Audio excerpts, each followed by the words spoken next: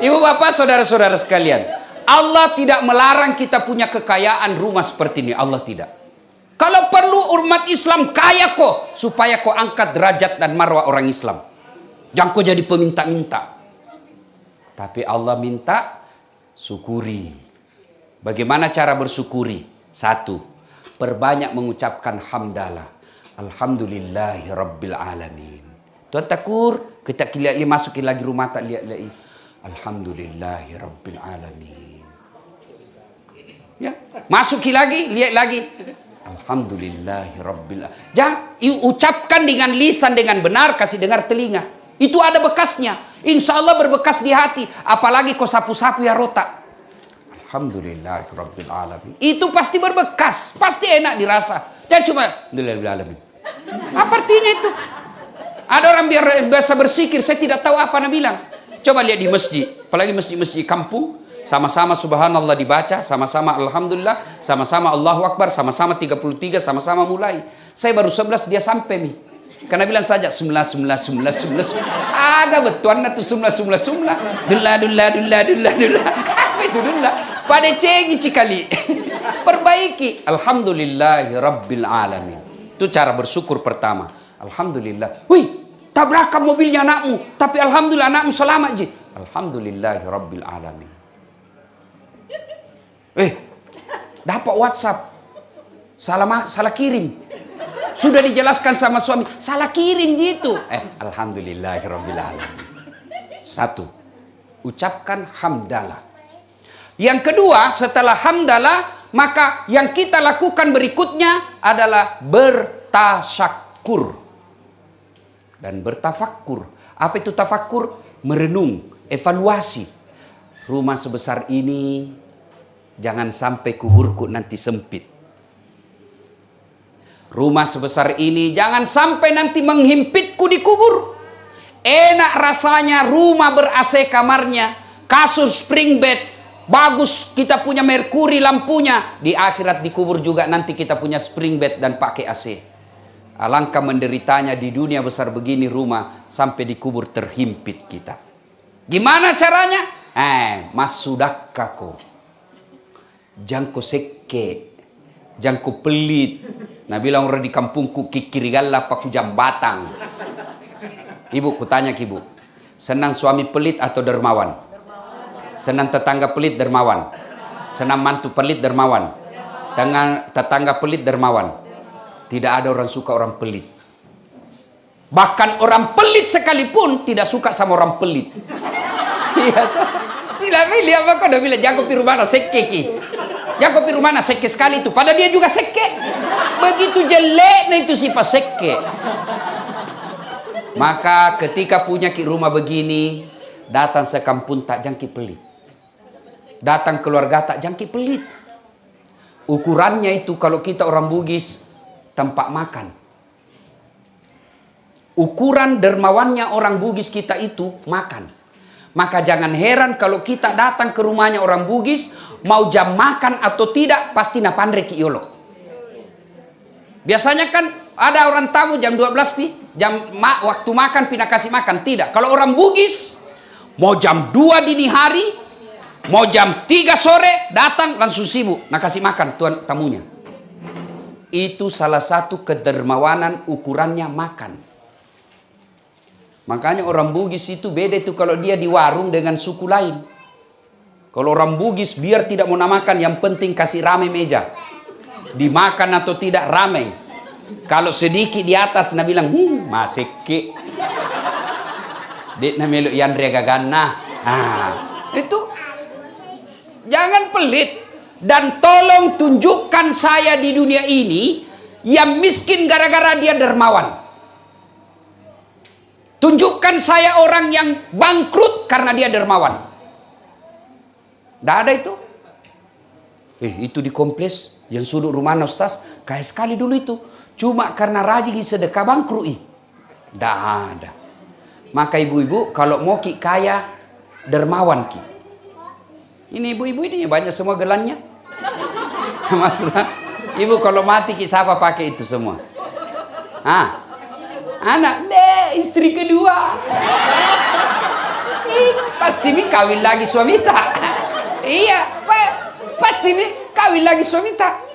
Ada ibu-ibu berdatang bertanya sama saya, bilang, Ustaz, jeleknya itu sifatnya tetanggaku. Kenapa lagi bu? Masa tahu istrinya belum pikirin kuburna, baru 3 bulan meninggal istrinya kawin lagi. Saya bilang, itu tetanggaku masih hidup istrinya kawin mi. Ya, itu takur. Iya tuh, orangnya nak tahu. Iya kan? Dia dengar ceramahku begini, mamanya cek istriku di rumah nak komplain kak. Dia bilang puang, Ustaz, jadi nanti kalau meninggal kak mau ki juga kawin. Saya suruh duduk ki baik-baik. Sini ki sayang. Dengar ki baik-baik ah. Jangankan kita meninggal sayang, masih hidup ki saja. Nah saya berpikiran selalu mau kawin lagi. Ayo. Maka dari Allah, kalau kita bersyukur kepada Allah, bersedekahlah. Bu-ibu, ada anak tak susah dinasihati. Salah satu sebabnya karena kita pelit. Kenapa itu suamiku tidak mau mendengar? Karena kita pelit. Ingat, ada 6 sifat yang membuat kita tertolak dari bencana. Satu diantaranya kata Nabi, as-sadaqatu, bersedekah. Jadi kalau rumah tangga tak ribut aja terus kerja, sedekah. Sedekah. Allah kan yang mendatangkan bala, Allah yang menghindarkan kita. Jadi kalau mau ki punya rumah yang bahagia, rumah tangganya rukun akur, sedekah ki. Jadi kalau kita dengar nih suami tak mulai lain-lain, toh, kayak itu laki-laki ada tuh dibilang ya nakal-nakal sedikit. Ya, dia bilang bagaimana tidak Ustaz? Kalau di warung kopi baik namamu itu pelayan. Assalamualaikum Pak Haji. Mau ki minum apa? Kopi. Pakai gula atau tidak? Gula. Gulanya yang yang rendah kalori atau bagusnya itu sopan kasih. Bagus dua tangan nak kasih suami tak. Sekalinya sampai di rumah, bikinan saya kopi. Apa kopi terus kau? Gimana suamimu ndak nambil orang cilaka? Ya. Nah, kita lihat mi gelagak-gelagak suami tak. Ciri-cirinya misalnya tuh yang selama ini tidak pernah pakai parfum keluar. Nah biar pengharum ruahan nah pakai Tommy. Ciri-ciri itu. Selama ini tidak pernah setrika. Nah biar baju dalamnya mau Tommy disetrika. Mencurigakan itu. Paling mencurigakan kalau terima WhatsApp dalam kamar mandi. 70% wajib dicurigai. Nah kalau sudah begitu mi suami tak, jangan kau pergi curhat di medsos. Tak kusangka kau begitu. Dede. Curhat kau di medsos 60 mi umur dah. Datang kuliah itu ibu-ibu. Ini deh, caleda. Nah, ada tong kuliah itu ibu-ibu. Ini deh update status tuh. Di mana di kau? Oh mana? Daripada ibu begitu curhat, ya Allah. Kan ibu-ibu kan selalu berdoanya di medsos. Ya Allah lindungi suamiku. Status ibu itu Tuhan mau baca statusmu. Jadi bagaimana kalau mau curhat? Salat tahajud ki. Kalau Allah lindungi suami tak, biar itu perempuan telanjang di depannya tidak mempan. Makanya minta tolong kepada Allah. Ini kita mak jaluk, manena, bertengkar. Hamil lagi. Betul begitu, kau bilang apa sih maksudnya ini? Bertengkar, tampusi. Ada toh itu begitu. Ya sudahlah. Nah, ketika ada masalah begitu, ibu jangan cerita jeleknya pasanganmu. Bapak jangan cerita jelek pasangan sama orang lain. Pasti nak cerita ke orang. Masa nak cerita ke Ustadz? Nah masih saudara ke itu. Siapa yang dorong Nabi Yusuf ke sumur? Saudaranya. Masa tahun sih nak cerita ke Ustadz? Pamanku itu, amureku. Siapa itu Abu Lahab? Pamannya Nabi. Masa nak cerita kak? Nah masih sepupu kak? Abu Sofyan itu sepupunya Nabi. Maka lebih baik curhat kepada Allah. Ambil sholat duha. Sudah itu ngadu kepada Allah. Saya tidak tahu salinya sholat duha. Tidak harus bahasa Arab itu sali. Kalau mau ke bahasa Bugis, bahasa Bugis. Wani akan masam pajak hajat. Kalau kita mau sholat hajat. Ya, sholat hajat. Karena kita punya hajat besar. Sholli sunatal hajjati. Kalau bahasa Arab, kalau kita bahasa Bugis, wakatai masam pajak hajat 2 rakaat, sunnah iriseseku lillahi ta'ala, Allahu Akbar. Bahasa Indonesianya, saya niat salat hajat 2 rakaat, sunnah hukumnya bagi saya, lillahi ta'ala, Allahu Akbar. Itu juga tidak tahu, berdiri tegak menghadap kiblat, ambil jalur pintas. Mana caranya? Bilang makin saja, Tuhan, sholat hajat nah, Allahu Akbar. Ya ketawa serius kayak ini. Boleh, betul. Sudah itu 2 rakaat ulang lagi. Tuhan masih seperti yang tadi. Allah. Boleh. Benar boleh. Nah, sudah itu baca doa iftitah, baca Al-Fatihah, baca surat pendek. Surat pendek apa? Surah apa saja. Bahkan boleh tidak baca surat pendek. Selesai ruku, tidal. Sudah selesai 1 rakaat, naik lagi 1 rakaat lagi, tambah. Seperti salat sunnah biasa. Sujud terakhir, menangis maka di situ. Sampaikan keluhanmu. Ya Allah, Engkau yang membolak-balikkan hati suamiku. Saya lihat akhir-akhir ini mulai lain-lain. Tidak mungkin saya bisa jaga ya Allah. Saya periksa HP-nya yang satu, ternyata ada lagi yang sembunyi. Curhat, itu namanya curhat di hadapan Allah. Nangis maka di depan, sampaikan isi hatimu. Tidak mungkin saya bisa menjaganya. Engkau maha menjaga ya Allah. Ya Allah, lindungi suamiku ya Allah. Nah, sudah itu nasar ki. Ya Allah, ini ada uangku 1 juta. Saya bawa besok ke panti asuhan. Saya bawa besok ke masjid yang lagi dibangun. Mudah-mudahan 1 juta itu tolak bala. Suamiku terhindar dari wanita jahat. Bismillah. Coba miamalkan gitu. Coba kiamalkan. Yang jadi masalah kalau suami tak juga bangun sholat hajat. Nah tahu ni juga rumusnya. Sudah sholat tapi ya Allah, cau nam mite biniku. Capek mali istriku ya Allah, jaluk saja kerjanya. Bu, ini yang jadi masalah seperti ibu-ibu tadi ada datang bawa ke anak, Ustadz doakan anakku. Mendoakan tidak harus bahasa Arab. Salah kalau dibilang Tuhan itu bukan orang Arab, salah. Yang betul Tuhan itu maha mengetahui bahasa apa saja. Gak boleh Tuhan disamakan dengan manusia. Gak bisa ya. Jabatan ini sementara saja. Nggak selamanya. Kalau mati kau datang kau tembakan salpo, kau kira mundur malaikat tambah maju. Kan? Nah, maka berdoa silakan. Ibu bahkan boleh bahasa isyarat, boleh. Bahkan ibu boleh seperti ini. Berdoa boleh begini. Ya Allah, Engkau sudah tahu apa yang ku mau, maka berikanlah. Sudah. Daripada bahasa Arab kita tidak tahu artinya. Dunia hasanah wa fil dia bilang Allahumma ghafir lana wa liwalidayna. Padahal dia minta setiakan suamiku. Bingung malaikat nak bilang apa maksudnya ibu, lain di bibir lain di hati.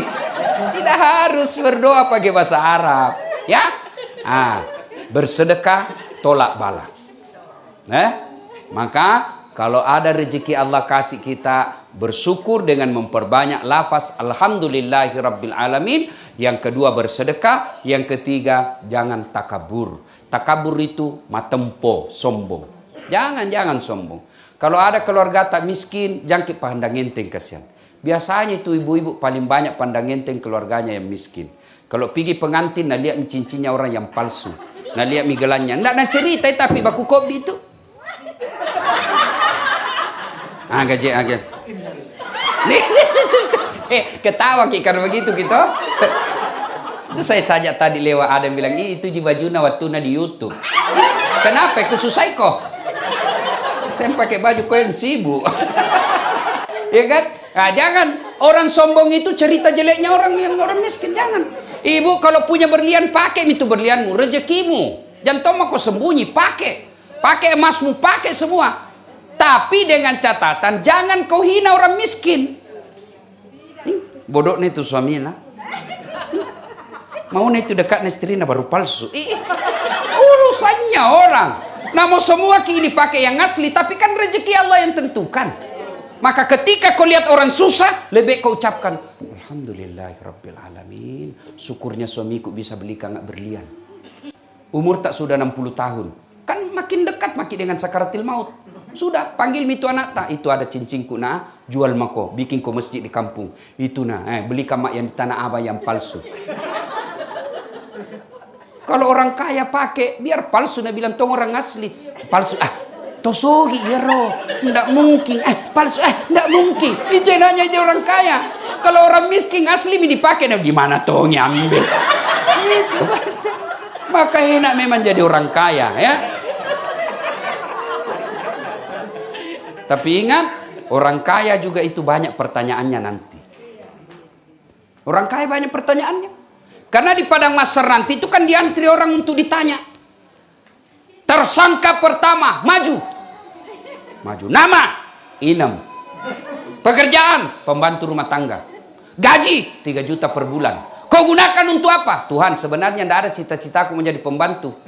Cuma kan sakit bapakku.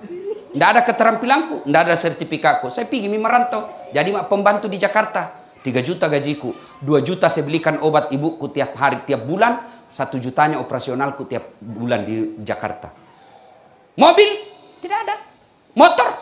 Tidak ada. Sepeda? Tidak ada. Miskin mudik, mau milih apa Tuhan? Kau sholat? Alhamdulillah, sholat. Ramadan? Puasa. Senin Kamis saya jalani.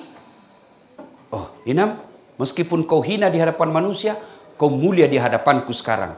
Kata Allah, tadkhulul jannati bisalam. Nam, masuk ke surga dari pintu mana kau suka. Apa mau ditanyakan? HP? Tidak ada. Pembeli pulsa? Mana mau beli pulsa dan tidak ada HP? Coba. Tersangka berikutnya, maju. Haji titik-titik. Ditanya nih, itu istrimu yang pakai behel. Kalau dilihat gajimu tidak bisa itu pakai. Dari mana itu? Anu apa? Tidak jelas ditempelin. Bocor telinganya. Lari ditarik lagi. Sini kau belum selesai. Itu keramik di rumahmu dari mana itu? Pentil mobilmu? Ditanya semua. Masuk tonji surga. Tapi kau babak belur mi. Tak merah-merah tak lomba. Lama kan pertanyaan. Lama mulai ditanya jamnya, ditanya lampunya, ditanya. Semua ditanya. Kan banyak hartanya. Masuk juga surga. Tapi banyak pertanyaannya. Begitu datang dia bilang. Bosku. Idam kan lebih dulu memang masuk surga. Demi, mau kalian bagaimana modelnya ini kesian. Ternyata di blender ki. Masuk juga surga tapi terlambat mi. Bapak belur mi merah jalan setengah mati jalan. Ketemu Idam dia bilang, Ipuang, kenapa ki? Dia bilang terlambat. Kenapa bisa terlambat? Jangan banyak bicaramu di situ deh. Sekira banyak mobil itu hari, kenapa bisa terlambat? Dia bilang itu mi mobil banyak sekali pertanyaannya. Jadi enak itu. Ini hidup kalau ditempatkan pada sikap yang betul, semua nikmat. Kaya dia syukur, enak. Miskin dia sabar, enak. Supaya kau miskin sabar, bayangkan bagaimana susahnya pertanyaan di akhirat orang kaya. Enak nih perasaan. Tapi yang jadi masalah, kita miskin, kita lihat rumahnya orang yang mewah. Akhirnya kita tidak pernah syukur. Kita kaya, kita tidak pernah bersyukur karena kita lihat lebih hebat lagi. Nah, itu satu. Bersyukurlah atas nikmat yang Allah berikan. Yang kedua yang saya mau sampaikan. Ibu-ibu pernah rasakan hamil? Pernah toh? Enak enggak? Coba bayangkan. Pernah kita tengkurap ketika hamil? Tidurnya kan gaya pasrah. Iya toh? Belum lagi kalau melahirkan. Ibu masih ingat waktu melahirkan? Ada enggak ibu-ibu melahirkan senyum?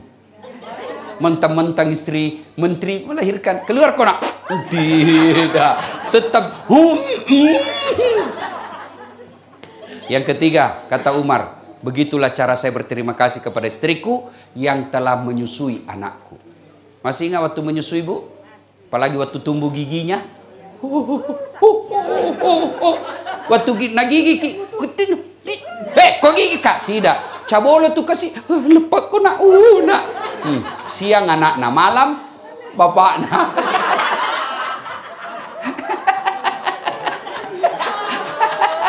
Iya toh? Maka kalau istri ngomel, rumusnya sabar. Sabar. Dan ibu tahu ndak? Dengar ibu. Tidak ada kasihan itu laki-laki yang jago di depan istrinya. Meskipun kita setengah mati carikan uang. Lihat itu kasihan suami-suami. Ya kalau suami tak baik kerjanya. Tapi lihat kalau dia tukang gojek. Tengah malam belum pulang. Hujan kasihan. Dimaki-maki sama pelanggannya. Dia sabar yang penting dapat uang. Kita kira itu tidak malu kita sebagai suami. Kalau pulang kita lebaran istri tak pakai emas. Malu kita itu sebagai suami. Dilihat mikadian saudara tak istrinya bagus bajunya. Malu kita minder. Itu harga diri suami. Tapi mau dia apa? Ini rezeki. Maka jangan kau suka ngomel. Tong itu ibu-ibu tidak nak kasih tenang sekali. Menena aja kerjanya. Bagaimana kita mau tenang di rumah? Ada yang tanya kayak ini di Makassar. Dia bilang, Ustaz, kenapa itu istriku tidak, suamiku suka keluar, tidak betah di rumah? Aku ceritakanlah dia karena takut dia tersinggung toh. Ibu, ada itu suami istrinya suka ngomel. Ngomel aja kerjanya, tidak betah suaminya. Akhirnya suaminya punya kreativitas. Oh, nah bawa pergi beli berlian. Sudah beli perhiasan, senanglah istrinya. Nah bilang suaminya, Dek, kita pergi wisata sumur tua. Dia bilang, ayo nih. Pergilah dia pergi lihat sumur-sumur tua. Ini sumur tua, Bu, 400 tahun umurnya. Begitu dekat sumur tua, Nah bilang suaminya, lihat ki bedek sayang, ada airnya itu sumur. Nah bilang, dangkal ji ini kak. Lihat ki dulu baik-baik, dangkal ji. Paling sampai lutut dalam hati suaminya, berarti aman. Dekat-dekat istrinya bibir mulut sumur, dia dorong istrinya masuk ke sumur. Pak, jatuh. Nah bilang suaminya, ngomel mako di situ, ndak ku dengar juga. Manenak no cilaka. Ndak ku dengar juga ngomel kau di situ. Boy, suaminya enak-enak bilang, ngomel mako. 1 jam kemudian, Bu, tiba-tiba dari dalam sumur ada keluar makhluk tinggi besar hitam. Kaget suaminya, siapa kamu? Nah bilang, saya jin yang ada di sumur ini. Saya sudah 400 tahun di dalam sumur ini. Ada perempuan ngomel aja kerjanya di dalam. Lebih baik saya lari. Coba bayangkan. 400 tahun ini jin. Baru ibu 1 jam lari. Makanya kalau istri suamimu ndak betah di rumah, koreksi itu bibir. Gimana kita mau betah? Nah, kita juga suami rumus menghadapi. Jangan ajak bicara istri tak. Kalau mulai mau ngomong istri tak, lebih baik ambil selimut tutup kepala. Memang fitrahnya perempuan ngomel. Memang fitrahnya begitu. Bagaimana supaya tenang perasaan? Bayangkan bagaimana dia hamil, bagaimana dia mengelola uang yang sedikit harus cukup 1 bulan. Bayangkan kalau penghasilannya suaminya cuma 5 juta 1 bulan, ada cicilan rumah, ada cicilan motor, mana cukup. Tapi itulah hebatnya perempuan. Nah, maka kalau ngomel, rumusnya sabar. Ketika ada dalam hati sebagai suami, saya setengah mati belikan rumah, saya setengah mati kerja, dia tidak hargai saya, setan itu. Setan. Kalau kita sudah tidak senang istri, bukan dengan memakinya, bukan dengan menghinanya, apalagi sampai menyakiti badannya. Bukan laki-laki orang begitu. Kalau tidak senang lagi, kembalikan dulu orang tuanya. Pak, ini ada masalah dulu ini. Caukam mewai, caukam mulu yebeneku. Mungkin mudah-mudahan dengan nasihatnya Bapak bisa lebih baik. Sudah dikembalikan tidak ada perubahan, Allah kasih jalan keluar. Pisah kau baik-baik. Jangan saling menghina. Keburukannya istri sama suami tanggung. Itulah yang enaknya juga jadi perempuan, Bu. Karena kalau perempuan, kalau dia berdosa, suaminya ikut tanggung dosanya. Suaminya berdosa, istri tidak menanggung dosa. Itu enaknya jadi perempuan.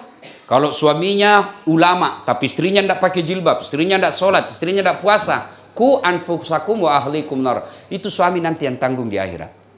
Kalau istri, suaminya pemabuk, suaminya koruptor, suaminya pezina, suaminya penarkoba, tapi istrinya baik di rumah, tidak bagus agamanya, tidak ada urusan. Kata Allah, jangan kurusi, kau tidak tanggung dosanya suamimu. Itulah sebabnya istri tidak boleh keluar rumah tanpa izin suami. Suami tidak harus minta izin sama istri. Kenapa? Karena memang suami kerjanya harus lebih banyak di luar rumah. Nah, ibu bapak, saudara-saudara sekalian, banyak yang mau disampaikan, tapi waktu jualah yang membatasi kita. Ceramah saya ini tidak ada gunanya kalau tidak diamalkan. Mulailah mengamalkannya dengan menghilangkan sifat sombong dan banyak sifat syukur. Kalau kita sudah mampu bersyukur, maka Allah pasti akan tambah nikmatnya. Nikmat dunia, insya Allah nikmat akhirat. Demikian, lebih dan kurangnya mohon dimaafkan.